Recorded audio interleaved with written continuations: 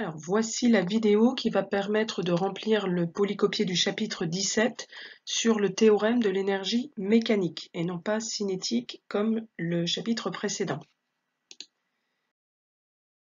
Alors, on va d'abord revenir sur une notion qui a déjà été un peu abordée au chapitre précédent, qui est la notion de force conservative et non conservative. Alors, tout d'abord, les forces conservatives. Donc, une force conservative, sa définition, c'est que c'est une force dont le travail entre deux points est indépendant du chemin suivi entre ces deux points, et donc le travail ne dépend que de leur position initiale et finale. Donc, on imagine un système qui se déplace d'un point A à un point B. Alors, il peut prendre n'importe quel chemin entre ces deux points, la ligne droite, le chemin le plus court, ou faire des virages, ou faire quel que soit le chemin qu'il prendra. Le travail, en fait, à la fin, ne dépendra que de la position, alors souvent l'ordonnée, du point initial, du point A, et du point final, le point B. Alors, on a démontré dans le chapitre précédent que le travail du poids exercé sur un système s'exprime en fonction de l'altitude YA du point de départ A et de l'altitude YB du point d'arrivée B. Donc on avait une relation qui a été montrée au chapitre précédent, qui est WAB du poids, P, est égal à M fois G fois, entre parenthèses, YA moins YB. Donc WAB, alors je vous rappelle que AB ça représente en fait le trajet de A vers B. On met toujours entre parenthèses le vecteur représentant la force dont on est en train de calculer le travail. Et ce travail s'exprime en joules. C'est une énergie. En fait, ça représente l'énergie apportée par la force qui s'applique sur le système. Donc, elle dépend de la masse en kilogrammes, de l'intensité de la pesanteur G et des deux altitudes des points de départ YA et YB, quel que soit le chemin suivi. Donc le poids, en fait, respecte bien la définition d'une force conservative, comme on l'avait vu au chapitre précédent. Donc le travail du poids va être indépendant du chemin suivi entre A et B. Vous voyez qu'ici, si on a deux chemins, on a trois chemins différents, C1, C2, C3, qu'on ait des virages, qu'on ait des angles droits, qu'on ait une ligne droite, le poids s'applique toujours sur le système à la verticale vers le bas.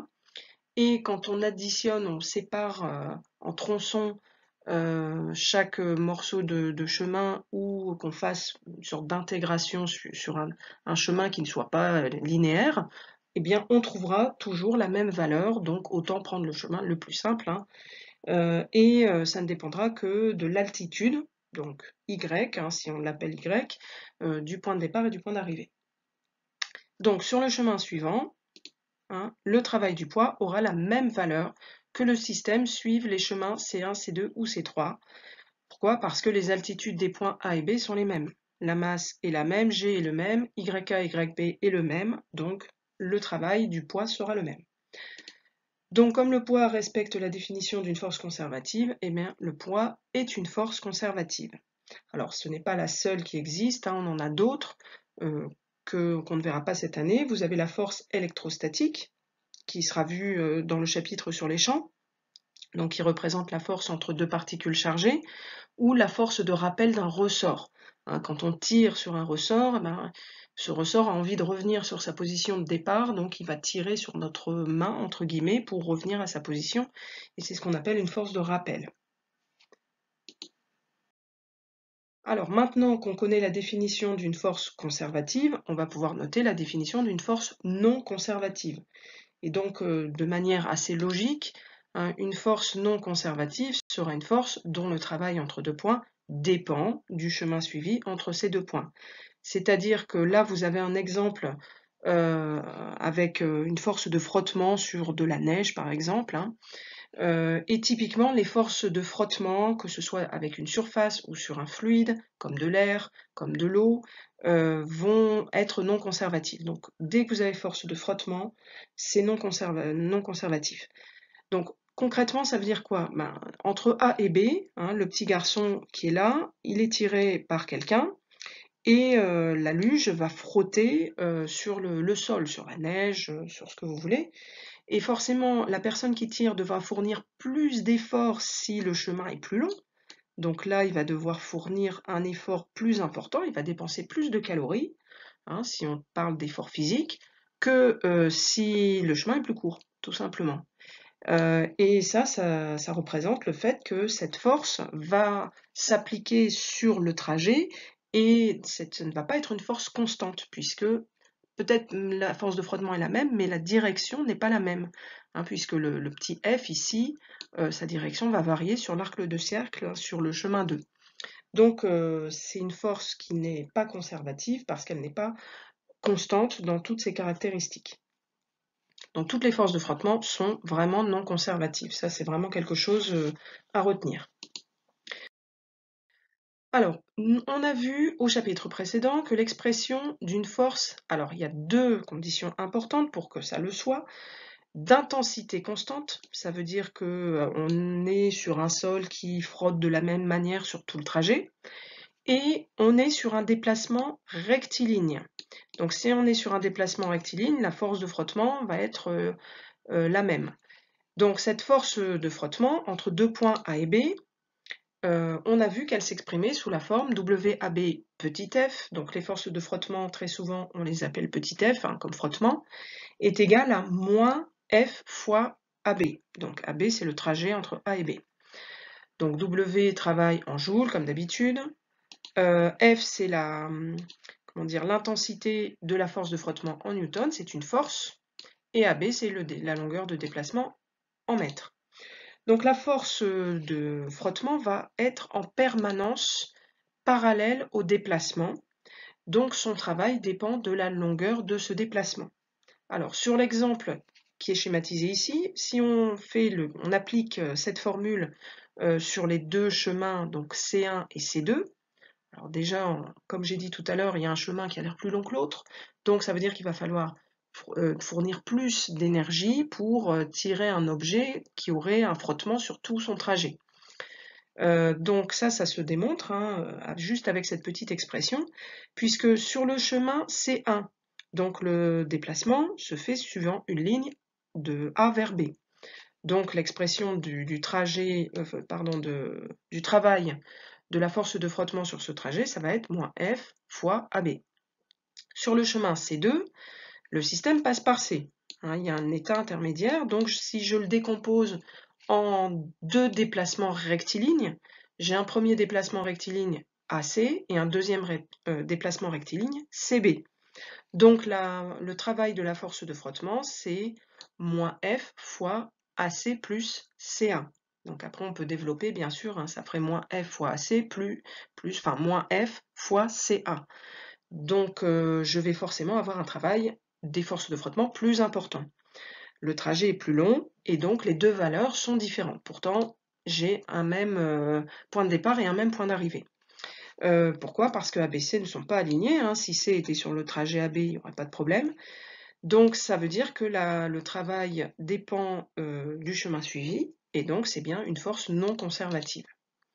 Donc la force de frottement d'intensité constante, alors c'est encore pire quand l'intensité n'est pas constante, hein, là c'est sûr que c'est pas du tout conservatif. Donc cette force de frottement est une force non conservative. Donc il faudra toujours faire très attention quand on calcule le travail de la force de frottement, de voir le chemin suivi. Alors dans les exercices, le chemin suivi c'est toujours une ligne droite entre A et B, hein. Il n'y a pas 50 choses, donc ça ne va pas trop poser de problème pour nous. Mais bon, il faut bien se dire que c'est pas toujours le cas et que ça va dépendre du chemin suivi. Alors maintenant qu'on a vu ces notions de force conservative et non conservative, on va pouvoir voir la notion d'énergie potentielle. Alors la définition de l'énergie potentielle tout d'abord. Donc on va considérer une force conservative. Ça c'est vraiment important.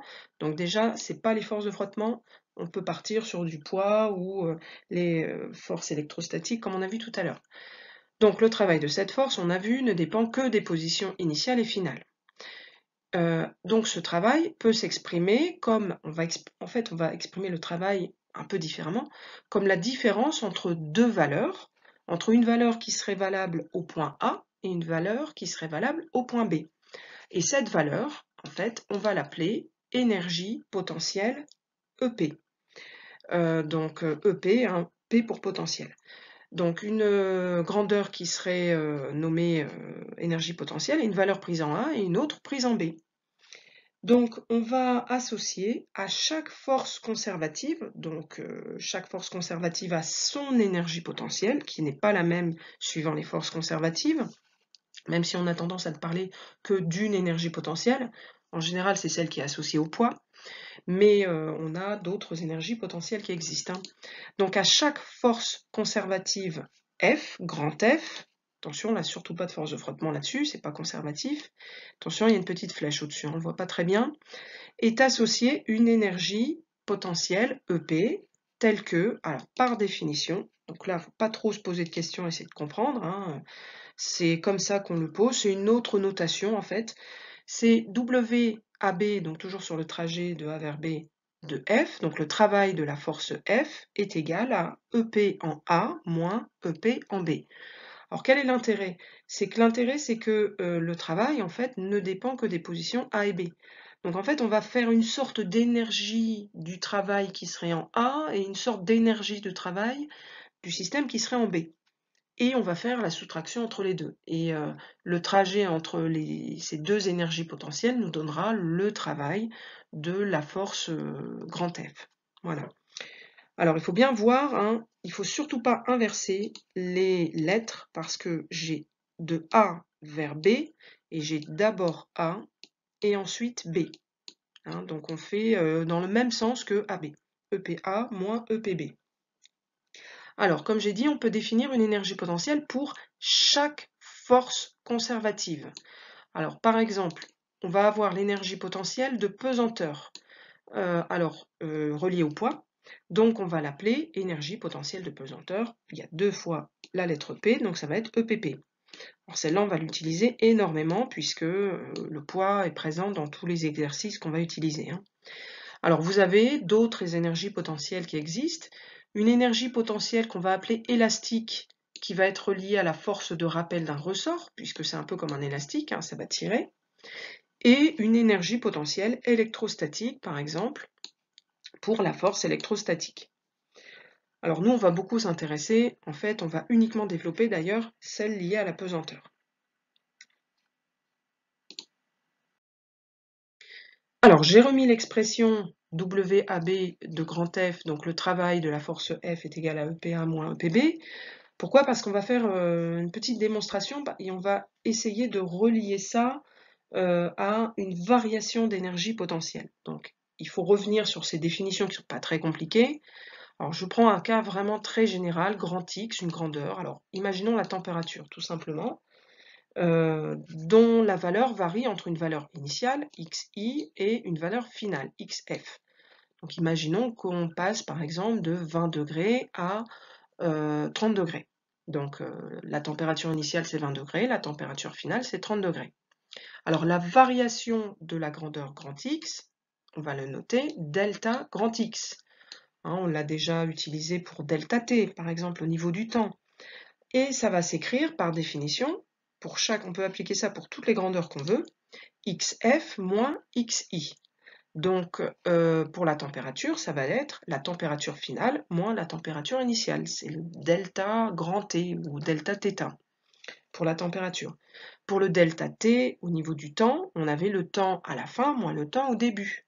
Hein, donc, ça représente une variation, une différence. Hein. D, c'est la lettre D. Delta, c'est la lettre D majuscule. Donc, c'est pour différence. Alors, des exemples, hein, la variation de température TI et TF.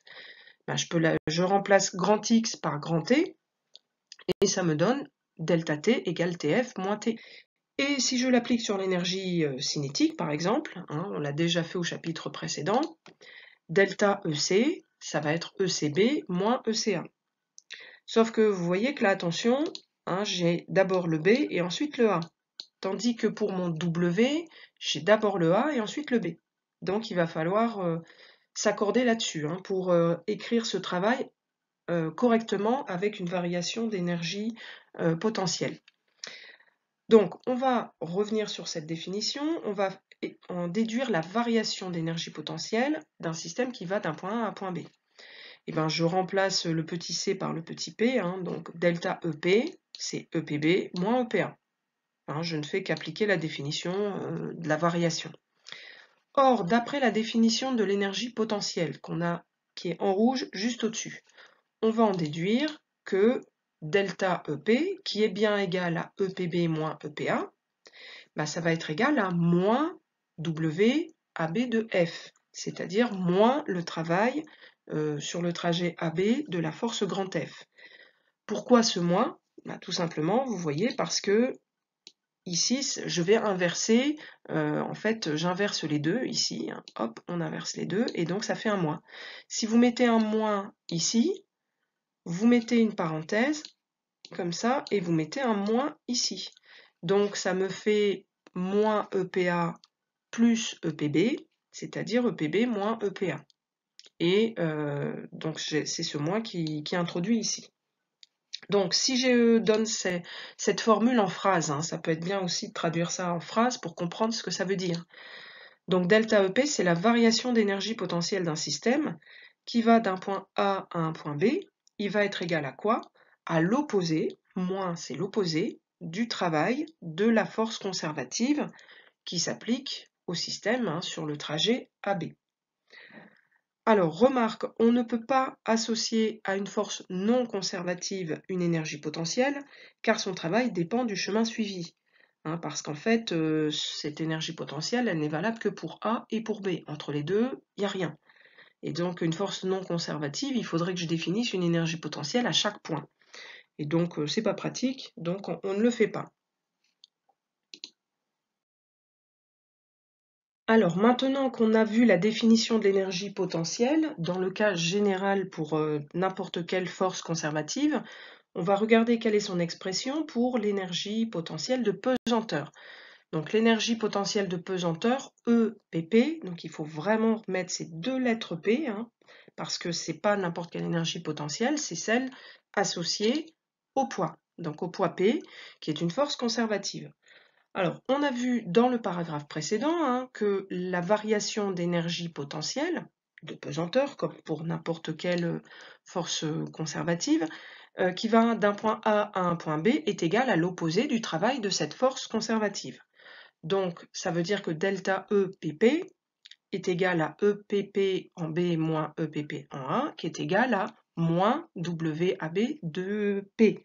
Donc concrètement, hein, je répète, si je traduis ça en phrase, la variation d'énergie potentielle de pesanteur est égale à l'opposé du travail du poids sur ce trajet. Donc c'est exactement la même définition que celle précédente, sauf que je l'applique au poids. Donc qu'est-ce qu'il y a de différent par rapport à tout à l'heure hein? J'ai rajouté que c'était l'énergie potentielle de pesanteur, donc je rajoute un petit p ici, et la force grand F, je la remplace par la force qui m'intéresse, c'est-à-dire le poids. Hein, vous pouvez, donc grand F, je le remplace par P. Vous pouvez regarder, il y a juste ces changements-là qui sont faits. Alors, de plus, on a déjà démontré que le travail du poids s'exprime en fonction des deux altitudes YK et YB sous la forme mg fois YK moins YB. Ça, on l'a déjà montré.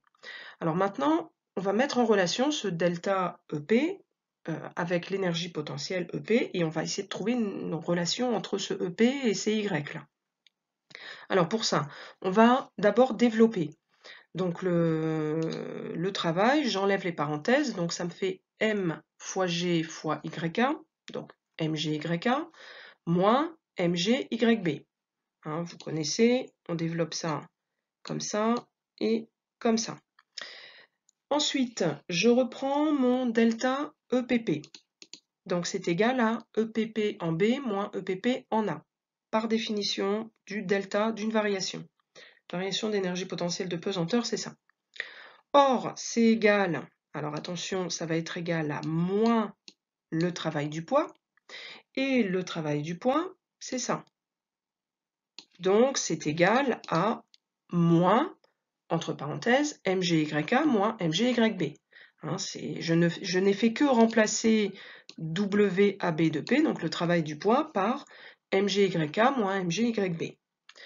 Alors ensuite, je vais retirer les parenthèses en développant. Donc le moins va agir en donnant quelque chose sous la forme moins MGYK, mais attention, pour le deuxième, j'ai moins moins.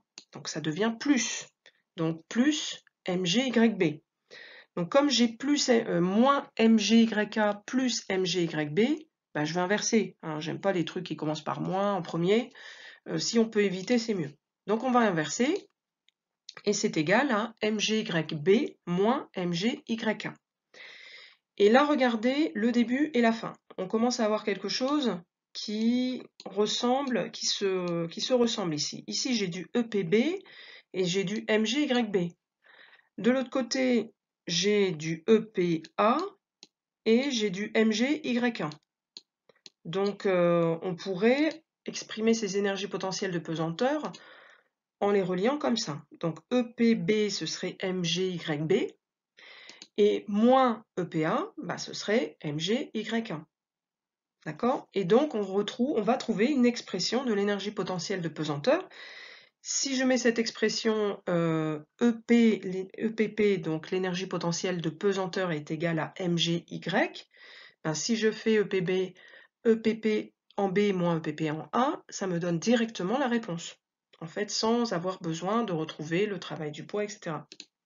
Donc, on va en déduire qu'un système de masse m situé à une altitude y possède, à cause de son altitude, une énergie potentielle de pesanteur, EPP, qui va être égale à EPP, une expression très simple et très utile, mgy, donc m fois g fois y.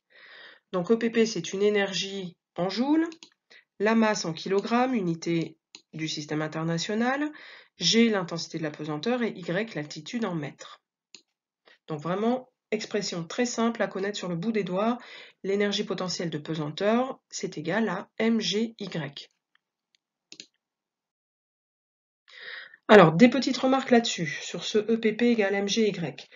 Donc, à quoi correspond concrètement, hein, s'il fallait essayer de comprendre quand même ce que c'est que cette énergie potentielle de pesanteur, ben, vous voyez ce caillou là, ce qui est prêt à tomber sur la maison, il tombe pas, mais il pourrait tomber. Et s'il tombait, ça ferait mal. Donc, il a une énergie, une sorte d'énergie en réserve, qui potentiellement pourrait faire mal. Et donc, c'est pour ça qu'on va avoir ce énergie potentielle. C'est-à-dire que si un objet tombe, tant qu'il tombe pas, ça va, mais c'est de l'énergie qui pourrait délivrer si jamais il tombe en fait d'une certaine altitude. Donc l'énergie potentielle de pesanteur, ça correspond à l'énergie emmagasinée par un objet due à sa hauteur à laquelle il se trouve. Plus l'objet est haut, plus le Y est grand, plus son énergie potentielle de pesanteur est élevée. Donc plus s'il tombe, ça va faire mal. Donc du fait de son altitude par rapport au sol, donc n'importe quel objet possède une sorte d'énergie en réserve qu'il peut potentiellement restituer. Donc c'est ça physiquement ce que ça veut dire, hein, cette énergie potentielle. Alors, petite remarque, pour cette formule, attention, l'axe Y, on l'a orienté vers le haut dans le chapitre précédent et ça doit toujours être le cas. Hein, vous prenez pas l'idée saugrenue de dire tiens, ça va être joli si je mets le Y vers le bas. Non, Y est toujours orienté vers le haut. Sinon, ben, l'expression elle est toujours valable, mais il y a un moins en plus. Donc, on va pas s'en mêler les plus et les moins, hein. On met Y vers le haut. Alors, autre petite remarque, cette démonstration, elle peut peut-être vous paraître compliquée, mais elle est au programme. Et si vous aviez passé l'épreuve d'épreuve commune, il y a des questions qui demandent cette démonstration. Donc, c'est 3 lignes, hein, il y a 3 lignes au-dessus qui permettent de trouver l'expression de EPP. Hein, je vous mets un extrait de cette question. Montrer que l'expression de l'énergie potentielle de pesanteur est EPP égale mgz. Donc là, ils n'ont pas dit Y, ils ont dit Z. Si on choisit une altitude de référence à préciser. Alors ça, on va en parler juste après. Alors justement, hein, c'est quoi cette altitude de référence dont on parle dans la question? En réalité, cette énergie potentielle de pesanteur est définie à une constante près. Parce qu'après tout, où est-ce qu'on met le Y égale 0 hein? Vous avez vu que quand on fait en TP et que je décide de mettre l'origine d'un repère, ben je décide de le mettre où je veux. Et le voisin, il n'aura pas forcément mis l'origine exactement au même endroit. Donc on peut choisir un niveau de référence où on veut en fait. Et donc si en fonction du niveau de référence qu'on met, la hauteur ne sera pas la même. en fonction de où est l'origine. Donc, on peut choisir comme on veut le niveau de référence de l'énergie potentielle de pesanteur. Alors, il y a une habitude qui simplifie les choses, on cherche toujours à simplifier. On choisit en général le niveau de référence, donc l'origine du repère en fait, pour avoir une expression simplifiée du style EPP égale mgy.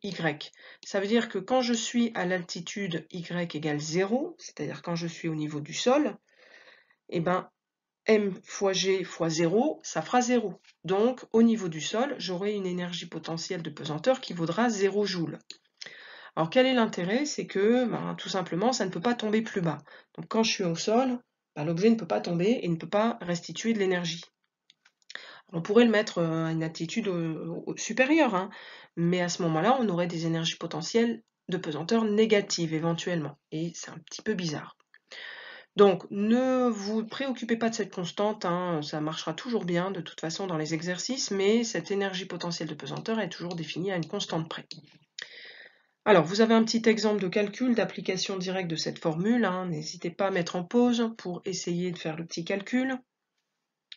Alors, dans ce calcul, on nous demande de calculer l'énergie potentielle de pesanteur d'un pot de fleurs, toujours le même, qui fait 3 kg, qui est posé sur le rebord d'une fenêtre à 5 mètres du sol. Donc, potentiellement, quelle énergie il peut avoir si il dévale ces 5 mètres?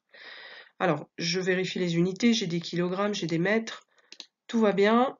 Donc, EPP égale mgy. Alors, j'ai pas remis le G, mais bon, c'est toujours 9,81. Donc 3 fois 9,81 fois 5 mètres, ça fait 147 joules. Alors maintenant, on va pouvoir voir dans un dernier paragraphe une dernière énergie, hein, c'est la dernière qu'on verra cette année, qui est l'énergie mécanique. Et à partir de cette énergie mécanique, on va pouvoir voir le théorème de l'énergie mécanique. Alors, l'énergie mécanique, qu'est-ce que c'est? Donc si le poids est la seule force conservative qui s'applique, qui subit le système, donc le poids, l'énergie mécanique du système, qu'on va noter EM, comme mécanique, est égale tout simplement à la somme de l'énergie cinétique et de l'énergie potentielle de pesanteur. Donc en formule, ça se traduit simplement par EM égale EC plus EPP. Donc on additionne l'énergie cinétique et l'énergie potentielle de pesanteur. Alors on considère un système en mouvement entre A et B toujours, et on se place dans le cas où il n'est soumis qu'à son poids, donc ça c'est la force conservative. Dans ces cas-là, quand le poids est la seule force conservative, on a l'énergie mécanique EM égale EC plus EPP, et il est soumis à des forces non conservatives, dont là on ne précise pas lesquelles. Alors dans les exercices, ce sera les forces de frottement, et donc on va noter ça FNC, NC pour non conservative. Alors, on va dans la suite, dans les paragraphes suivants, faire une démonstration à partir de ça. Donc, la variation d'énergie mécanique du système entre A et B. Donc ça, par définition, delta EM est égal à EMB moins EMA. Donc c'est comme n'importe quelle variation, delta T pour le temps, c'est le temps final moins le temps initial. Donc là, c'est EMB, l'énergie mécanique en B, moins l'énergie mécanique en A. Alors, je vous rappelle que EM, c'est égal à EC plus EPP. Donc, on va remplacer EM à chaque fois par EC plus EPP. Et je vais obtenir, j'ai mis des couleurs pour mieux comprendre, delta EM, variation de l'énergie mécanique, va être égal, alors l'énergie mécanique en B, c'est ECB plus EPP en B, donc l'énergie cinétique en B plus l'énergie potentielle de pesanteur en B, moins l'énergie mécanique en A, c'est-à-dire moins entre parenthèses, ou entre crochets, c'est comme des parenthèses, et EC en A plus EPP en A, donc l'énergie cinétique en A plus l'énergie potentielle de pesanteur en A. Alors on va rassembler tout ce qui est énergie cinétique ensemble et tout ce qui est énergie potentielle de pesanteur ensemble. Donc on va obtenir delta EM égale ECB moins ECA. Je rassemble les énergies cinétiques ECB ici, moins ECA, et je vais rassembler les énergies potentielles de pesanteur ensemble. Donc j'ai quoi? J'ai EPB ici, moins EPA. Donc ECB moins ECA plus EPB moins EPA. Enfin EPPB, pardon, moins EPP en A. Et là, vous avez une variation qui va apparaître. Donc ECB moins ECA, qu'est-ce que c'est? C'est delta EC, donc la variation d'énergie cinétique. Et EPPB moins EPP en A, c'est la variation d'énergie potentielle de pesanteur. Donc ECB moins ECA, c'est égal à delta EC, variation d'énergie cinétique. Et EPPB moins EPP en A, donc le deuxième terme, c'est égal à delta EPP, donc la variation d'énergie potentielle de pesanteur. Donc je remplace ça par les deltas, et au final, j'ai quoi? J'ai delta EM est égal à delta EC plus delta EPP. Donc finalement, c'est exactement la même expression que précédemment avec les deltas en plus. On avait EM égale EC plus EPP, et bien là je rajoute delta. Delta EM égale delta EC plus delta EPP. Donc c'est juste une petite démonstration qui n'est pas à connaître, elle n'est pas à savoir, elle ne sera pas demandée, mais pour vous montrer que quand je rajoute les deltas, je peux le faire. Ça se démontre facilement et c'est pas interdit de le faire. Donc la variation, traduction toujours, à chaque formule, je ne sais pas si vous avez remarqué, on met toujours une traduction par une phrase. D'ailleurs, avant, il n'y avait pas toujours ces expressions mathématiques, on faisait beaucoup de physique comme du français. Donc une époque heureusement révolue. Donc la variation d'énergie mécanique, mais c'est bien aussi des fois pour comprendre de quoi on parle, c'est bien beau d'aligner des équations, mais physiquement, qu'est-ce que ça veut dire? Donc delta EM, c'est une variation d'énergie mécanique qui est égale à la somme, plus, de la variation de son énergie cinétique, delta EC, plus, et de la variation de son énergie potentielle de pesanteur. Alors avec cette expression, en fait, on va aboutir au théorème de l'énergie mécanique. Alors maintenant qu'on a vu la variation d'énergie mécanique comme étant égale à la variation d'énergie cinétique plus la variation d'énergie potentielle de pesanteur, on va voir le théorème de l'énergie mécanique et on va le démontrer. Donc, qu'est-ce qu'on va faire? Quelles vont être les différentes étapes? En fait, on va exprimer dans ce delta EM qu'on a vu, il y a deux morceaux. Vous avez le delta EC et vous avez le delta EPP. Et on va donner une expression de delta EC, une expression de delta EPP, et on va rassembler les deux pour trouver ce qui reste, ce que ça donne pour delta EM. Alors, pour delta EC, c'est la variation d'énergie cinétique. Et tiens, ça fait penser au théorème qu'on a vu dans le chapitre précédent. Donc, qu'est-ce qui nous disait le théorème de l'énergie cinétique? Il nous disait que la variation d'énergie cinétique delta EC du système entre deux points A et B, il suffit de regarder dans le chapitre précédent, c'était égal à la somme des travaux des forces qui s'appliquaient, quelles que soient les forces. Donc, ça s'écrit en formule. Delta EC qui est égal à ECB moins ECA qui est égal à la somme. La somme, ça va se noter sigma, comme ça, des travaux de toutes les forces qui s'appliquent sur le trajet AB. Or, là, on est en train d'étudier quoi? On est en train d'étudier un système sur lequel s'applique le poids. Donc, la seule force conservative, c'est le poids. Et des forces non conservatives, on ne précise pas lesquelles. Ce sera évidemment les frottements, mais ça peut être n'importe lesquels. Et il peut y en avoir plusieurs. Donc FNC en vecteur, c'est la somme de toutes ces forces. Donc comme c'est la somme des travaux des forces qui est égale à delta EC, on va décomposer ces travaux en deux parties. D'abord le travail du poids et ensuite le travail des forces non conservatives.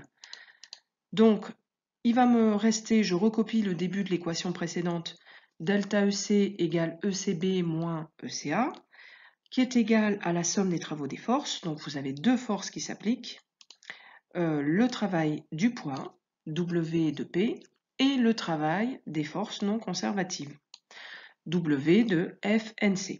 Donc ça, c'est pour delta EC. Première partie. Maintenant, deuxième partie, delta EPP. Alors là, on va utiliser ce qu'on vient de voir précédemment, et ça se dit en phrase que la variation d'énergie potentielle du système, c'est-à-dire delta EPP, d'un point A à d'un point B, qui est égal à l'opposé du travail de la force conservative qui s'applique sur le trajet AB. Or, nous, la seule force conservative qui s'applique, c'est le poids. Donc, ça va se traduire par delta EPP. Du coup, l'énergie potentielle sera l'énergie potentielle de pesanteur, s'il n'y a que le poids qui s'applique. Donc, c'est important qu'il n'y ait que le poids qui s'applique, hein, sinon il y a d'autres énergies potentielles dont il faudrait tenir compte. Et là, la démonstration, elle ne marche plus dans ces cas-là. Donc, delta EPP, c'est égal par définition à EPP en B moins EPP en A, qui est égal à l'opposé du travail du poids, c'est-à-dire moins W de P. Donc là, maintenant, j'ai une expression de delta EPP. Donc, vous remarquez, j'ai une expression de delta EC, j'ai une expression de delta EPP. Et bien, je vais pouvoir écrire delta EM, puisque c'est la somme de ces deux choses-là. Donc, dans l'expression delta EM égale delta EC plus delta EPP, on remplace delta EC, delta EPP par ce qu'on vient de voir. Donc, ça va donner quoi? Delta EM égale, alors d'abord delta EC, donc il y a deux expressions, il y a WAB en P plus WAB de FNC. En phrase, ça veut dire le travail du poids plus le travail des forces non conservatives. Ça, c'est pour delta EC. Et j'ai ensuite delta EPP. Et ça va correspondre, delta EPP, à moins WAB en P. Donc, l'opposé du travail du poids. Donc, plus, moins. Alors, j'aurais pu enlever les crochets et mettre moins directement. Hein, mais c'est pour bien montrer que j'ai delta EC plus delta EPP. Et delta EPP, c'est ça, moins WAB de P. Donc, moins le travail du poids. Et donc, on voit tout de suite, là, il y a deux choses qui apparaissent. C'est que j'ai le travail du poids et j'ai l'opposé du travail du poids. Donc, évidemment, ben, W moins W, ça va s'annuler. Et ça nous arrange bien. On aime bien quand les choses se barrent comme ça. Ça simplifie toujours beaucoup les choses. Donc, qu'est-ce qui reste? Eh bien, il reste que le travail des forces non conservatives. Donc, delta EM égale WAB de FNC.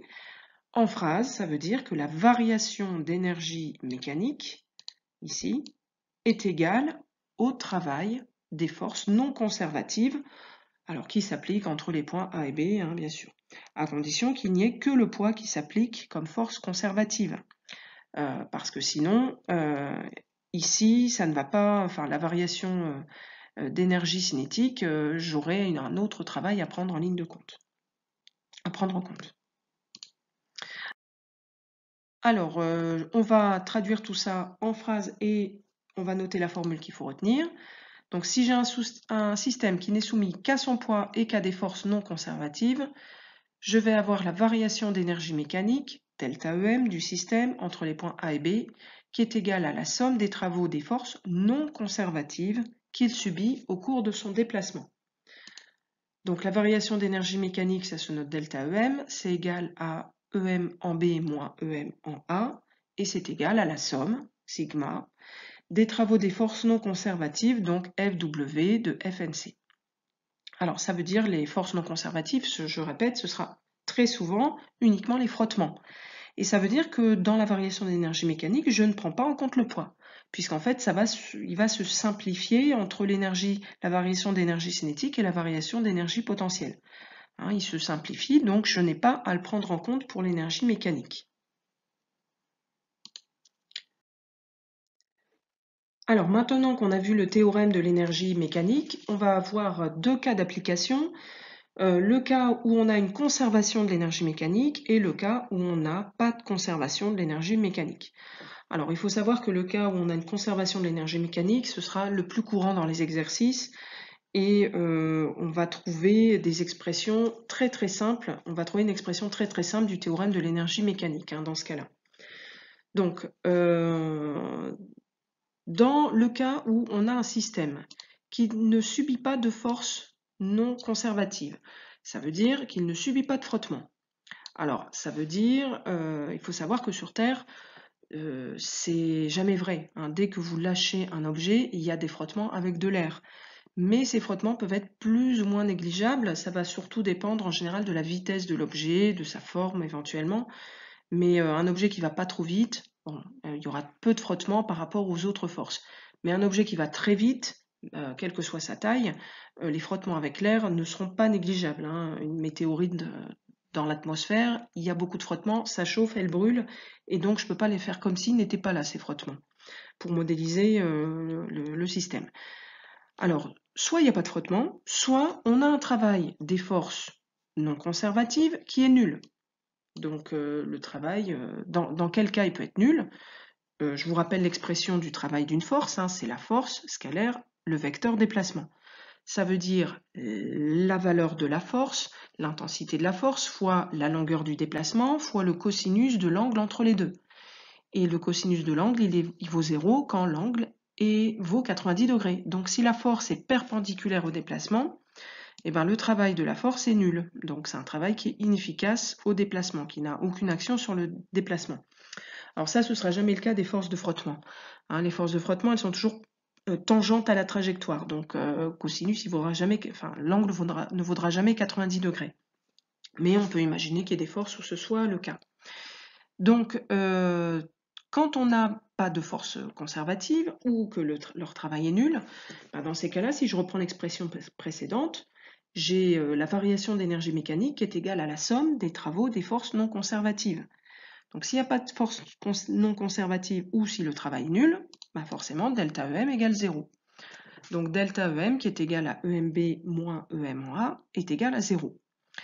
Alors si je fais plus EM en A de chaque côté, hein, vous mettez ici plus EM en A, donc en A ici de chaque côté, et la même chose de ce côté-là, plus EM en A, et ben à ce moment-là, ça et ça s'annule et vous retrouvez que EM en B est égal à EM en A.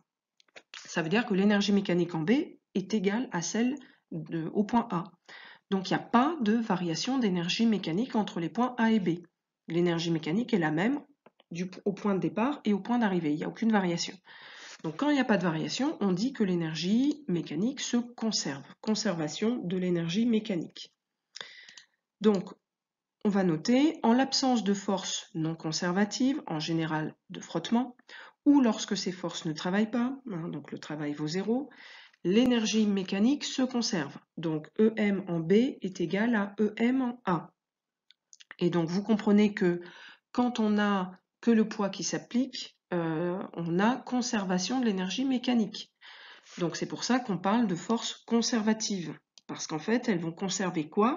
Elles vont entraîner d'office la conservation de l'énergie mécanique. Donc il y a une énergie qui se conserve. C'est pour ça qu'on parle de force conservative.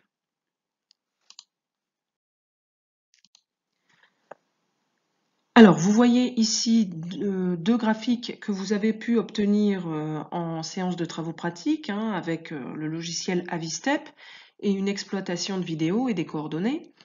Donc, on peut tracer à partir des coordonnées, on peut calculer leur vitesse, on peut calculer l'énergie potentielle de pesanteur, donc MGY, on peut calculer l'énergie cinétique si on a la vitesse, donc 1/2 de mv carré, et puis on peut calculer l'énergie mécanique qui serait égale à l'énergie cinétique et l'énergie potentielle de pesanteur. Ensuite, on représente en graphique les trois énergies, l'énergie mécanique, l'énergie potentielle de pesanteur et l'énergie cinétique en fonction du temps. Et on regarde la variation. Alors on constate ici hein, qu'on est sur une chute libre, donc où il n'y a que le poids qui s'applique. Hein, c'est la définition de la chute libre, donc seule force conservative qui s'applique, sans frottement. Donc c'est bien le cas de la conservation de l'énergie mécanique. Et on constate plusieurs choses sur ces trois énergies. Alors déjà, l'énergie potentielle de pesanteur diminue. Pourquoi? Tout simplement parce que son expression c'est mgy, et que l'objet au fur et à mesure diminue, donc son altitude diminue, hein, et jusqu'à arriver à 0. Donc son altitude diminue, donc Y diminue, donc l'énergie potentielle de pesanteur diminue. À chaque fois, il est de moins en moins haut, donc il a de moins en moins d'énergie potentielle si chuté en fait à chaque fois. Alors, au cours de la chute, on voit que les points sont de plus en plus éloignés.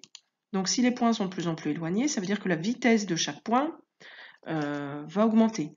Donc la vitesse au fur et à mesure de la chute augmente. Donc si la vitesse augmente, l'énergie cinétique augmente.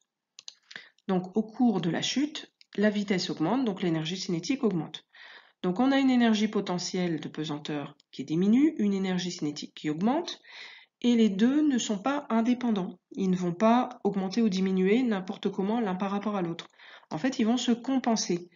Et quand on additionne les deux, ça donne l'énergie mécanique, et on constate que l'énergie mécanique est constante, à peu près. Hein, c'est toujours environ. Donc elle vaut toujours à peu près la même chose. Donc concrètement, ça veut dire quoi? Ça veut dire que au fur et à mesure, c'est comme si l'énergie potentielle de pesanteur s'était transformée en énergie cinétique.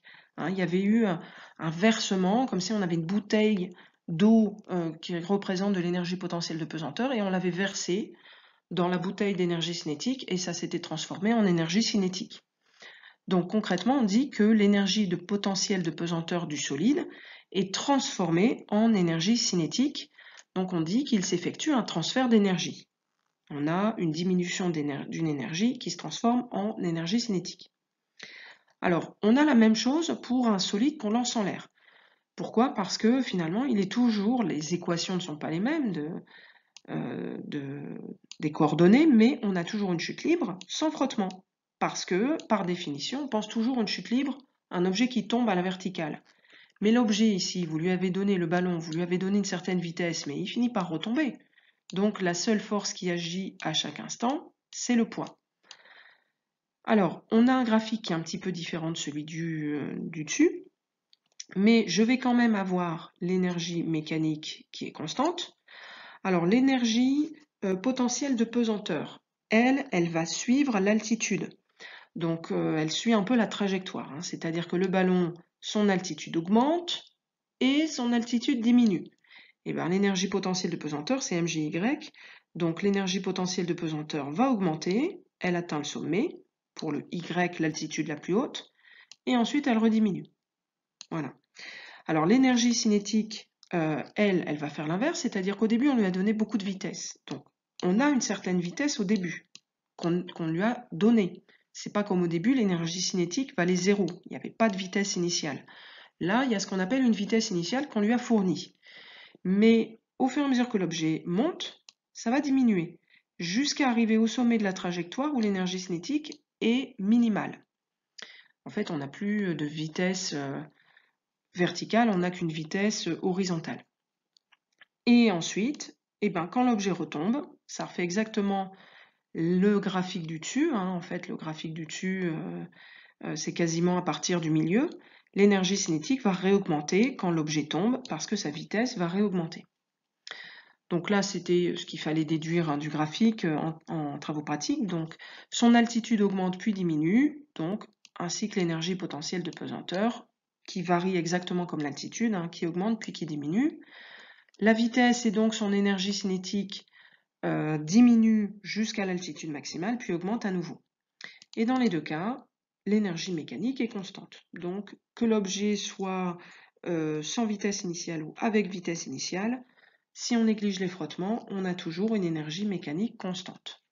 Alors il y a une petite animation ici que je mettrai dans les liens qui permet de voir les différents transferts d'énergie, hein, donc énergie potentielle de pesanteur qui se transforme en énergie cinétique avec les montagnes russes. Donc c'est une petite vidéo à regarder, hein, l'animation n'est plus forcément disponible, mais je le mettrai dans les liens. Alors il y a un petit exercice ultra classique, vraiment qui permet de retrouver quelque chose qu'on a vu dans le chapitre précédent, mais d'une autre manière. Donc ce qui prouve qu'il y a plusieurs manières. De toute façon, l'énergie mécanique et l'énergie cinétique, les deux théorèmes, sont intimement liés, hein. L'un découle de l'autre. Alors, on a une bille de masse 15 grammes qui est lâchée sans vitesse initiale de 1,5 m. On néglige tout frottement, donc on est dans le cas de la conservation de l'énergie mécanique, et on demande de calculer sa vitesse finale atteinte, et on fixe la référence d'énergie potentielle de pesanteur au sol.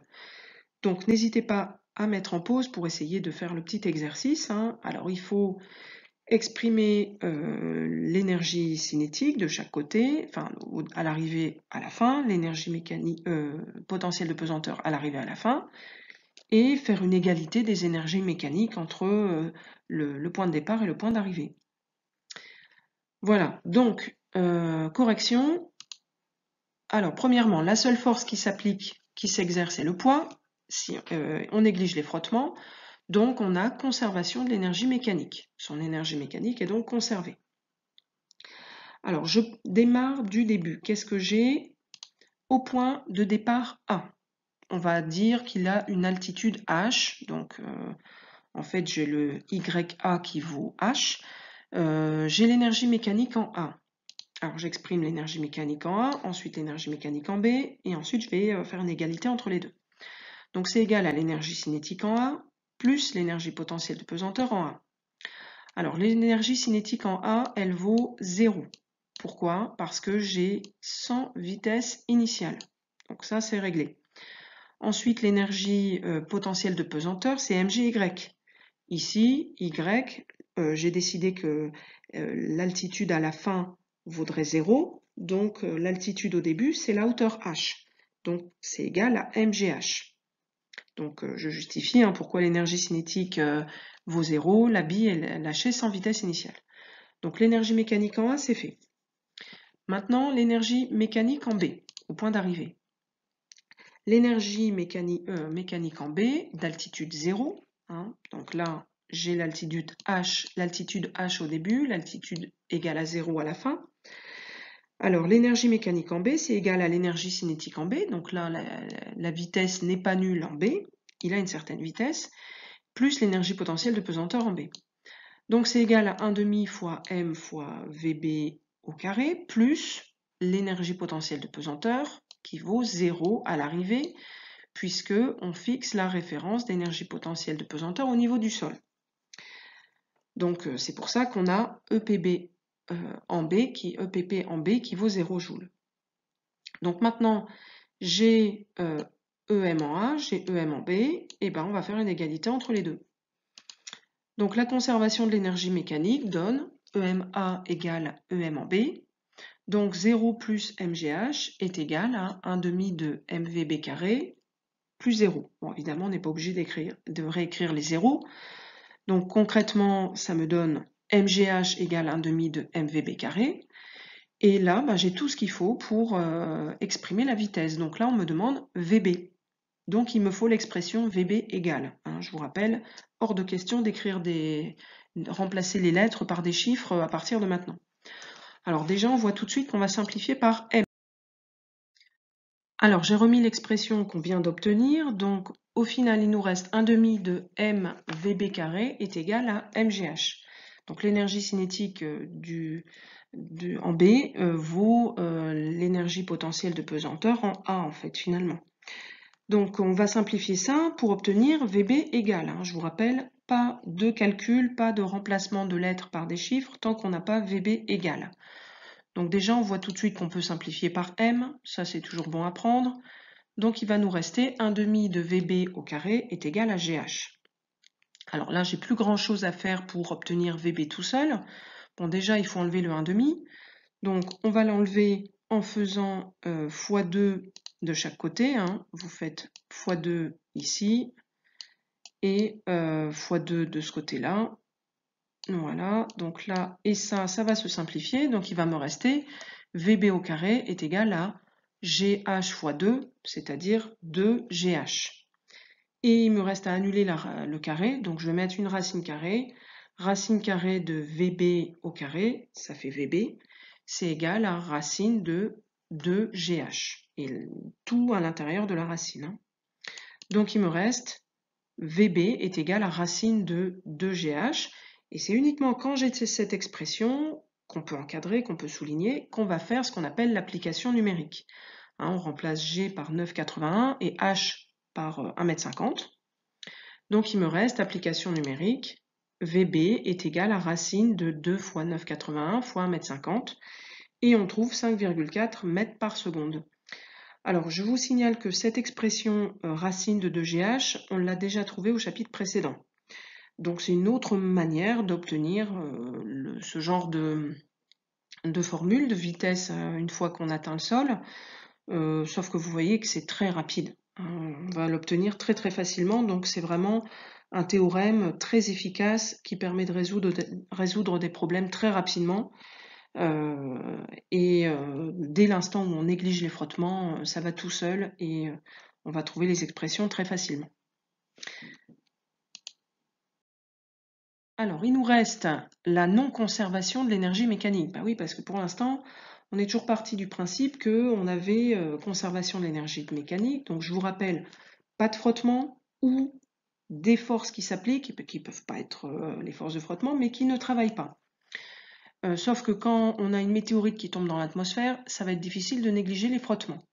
Donc, même quand la vitesse devient importante, on ne peut pas négliger ces frottements. Donc dans ces cas-là, si on refait le même genre de travail en traçant l'énergie mécanique, l'énergie potentielle de pesanteur et l'énergie cinétique, on va voir apparaître des nouvelles choses. L'énergie potentielle de pesanteur, pour un objet qui tombe, eh ben, ça diminue toujours, ça c'est logique. L'énergie cinétique, vous voyez qu'elle va augmenter, l'objet va de plus en plus vite, mais à un moment donné, ça va se tasser un peu, et ça va augmenter moins vite. Et donc si j'additionne les deux, ben, en fait on a une perte d'énergie mécanique. Et cette perte d'énergie mécanique, en fait, est due au frottement. Donc l'énergie mécanique n'est plus constante, elle ne se conserve plus. Donc en fait, on va observer que l'énergie cinétique augmente, mais augmente moins vite que l'énergie potentielle de pesanteur ne diminue, en fait. J'aurais dû préciser. Donc l'énergie mécanique va donc diminuer au fur et à mesure de la trajectoire, car les forces de frottement sont résistantes, donc font diminuer l'énergie du système. Donc dans ces cas-là, quand on a des forces non conservatives qui travaillent, comme les forces de frottement, l'énergie mécanique ne se conserve pas. Et on a deux cas possibles. Soit on a un gain d'énergie mécanique si les forces non conservatives sont motrices. C'est-à-dire, si elles sont motrices, j'ai leur travail qui va être positif. Alors ça peut être le cas quand une voiture démarre. En fait, elle ne peut démarrer que s'il y a un peu de frottement avec le sol. Parce qu'on ne peut pas faire démarrer une voiture sur de la glace. Hein, ça va glisser, ça ne va pas frotter, il ne va pas y avoir de frottement, et donc ça ne roule pas. Tandis que s'il y a du frottement avec le sol, les frottements vont être moteurs dans ces cas-là. Et à ce moment-là, j'aurai un gain d'énergie mécanique puisque la voiture va avancer, donc son énergie cinétique va augmenter. Ça, c'est un cas particulier qui est quand même qui se rencontre relativement fréquemment. Et si le travail est négatif, à ce moment-là, on va avoir une perte d'énergie mécanique par dissipation d'énergie. Donc l'énergie va se perdre en fait dans des frottements. Donc c'est le cas si on freine. C'est le cas si un objet tombe avec une vitesse importante sur Terre. Donc si les forces non conservatives sont résistantes. Donc dans ces cas-là, le travail de ces forces non conservatives de frottement, par exemple, sera négatif. Alors ce cas, on va très peu le rencontrer dans les exercices en première, mais en terminale, ça se rencontrera quand même plus souvent. Hein, donc nous, on va surtout rencontrer des cas où ces frottements peuvent être négligés tout simplement. Voilà.